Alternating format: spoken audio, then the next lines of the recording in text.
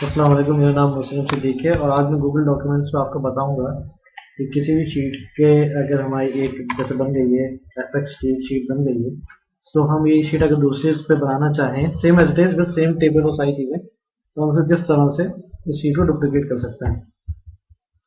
तो जैसे कि आप यहाँ पे देख रहे हैं, नीचे यहाँ पे एफएक्स के कार का ये लिखा हुआ है शीट का नाम।